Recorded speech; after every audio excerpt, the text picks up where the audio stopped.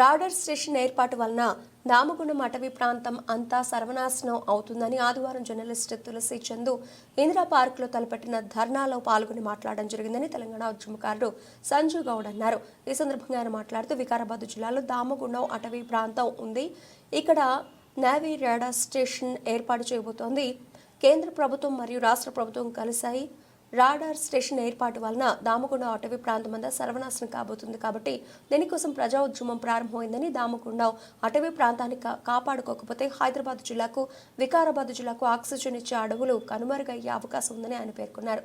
దీనికోసం మనం అందరం కలిసి పనిచేయవలసిన అవసరం ఆసనమైందని తెలిపారు.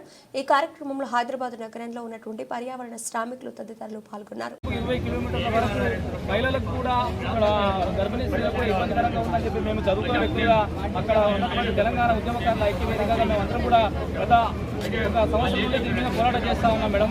దాదాపుగా అక్కడ ఆ చెట్టు పోవడం వల్ల వికారాబాద్ జిల్లాలో ఉన్నటువంటి రైతులకు కూడా చాలా అన్యాయం జరిగినటువంటి పరిస్థితి ఏర్పడుతుంది. వర్షాలు పడకపోవడం వల్ల ఎందుకంటే హైదరాబాద్ అనేటటువంటిది భారతదేశంలో దగ్గర భూమి, ఇది 5 ప్రాంతంలో బాగా పైవెట్లా ఉంది. కాబట్టి దీనివల్ల ఈ 100 కిలోమీటర్ల వరకు ఈ యొక్క దామగుండం అడవి కావచ్చు, అనంతగిరి అడవి కావచ్చు, 2 అడవులు మేడం, దాదాపు 12 లక్షల పైచిలకు చెట్లు ఉన్నాయి. ఇక్కడనే సాగ్నా నది కావచ్చు, మూసీ నది కావచ్చు, ఈసీ నది కావచ్చు, జన్మస్థలాలు అక్కడనే కొట్టివేయడం వల్ల ఈ యొక్క నదులకు కూడా ఎఫెక్ట్ ఏర్పడే అవకాశం ఉన్నది. అదేవిధంగా తెలంగాణ ముఖ్యంగా హైదరాబాద్ రాజధానికి వాతావరణ కాలుష్యం ఏర్పడి ఇక్కడ చాలా ఆక్సిజన్ కూడా కొనాల్సినటువంటి పరిస్థితి ఏర్పడుతుంది. కాబట్టి దీన్ని పూర్తిగా మేము ఖండిస్తున్నాము. తెలంగాణ ఉద్యమకారుల ఐక్యవేదికగా పూర్తిగా దీన్ని వ్యతిరేకిస్తున్నాము. వెంటనే ముఖ్యమంత్రి గారు మా కొడంగల్ కాన్స్టిట్యూన్సీగా ముఖ్యమంత్రిగా వచ్చి మేమందరం కూడా ఆయన ప్రశ్నిస్తున్నాము.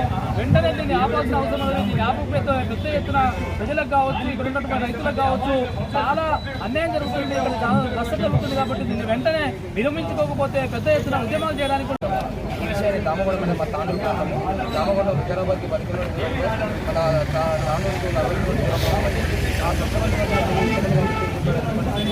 చెప్పినట్టుగా ఈ అడవి ప్రాంతము కోసం 5 రోజులు అక్కడనే నా కుటుంబాన్ని త్యాగం చేసి అడవిలో ఉండకపోవడం రీసెర్చ్ చేశాను.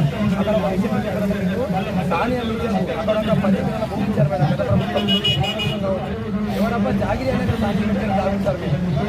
పేద ప్రజలు చాలా మంది ఉన్నారు. మరి అక్కడ 10 ఎకరాల భూమి మీకు అవసరం లేదు. అంటే ఈ ప్రభుత్వం కావచ్చు, కాంగ్రెస్ కావచ్చు, బీజేపీ కావచ్చు, టీఆర్ఎస్ కావచ్చు. మరి ఈరోజు విశ్వేశ్వరరెడ్డి ఒక విషయం మాట్లాడతారు. విశ్వేశ్వరరెడ్డి వివేకంతో మాట్లాడాలి. పేరు విశ్వేశ్వరరెడ్డి వివేకంతో మాట్లాడాలి, ఆలోచించి మాట్లాడాలి. ఇది బీజేపీకి వ్యతిరేకంగా ఏ పార్టీ వ్యతిరేకంగా మీరు ఆలోచించకుండా మాట్లాడితే మాత్రం తగిన బుద్ధి యొక్క తెలంగాణ ప్రజలు చెప్తా ఉన్నా. తెలంగాణ కోసం 4 గంటల పట్టు నడిచాం.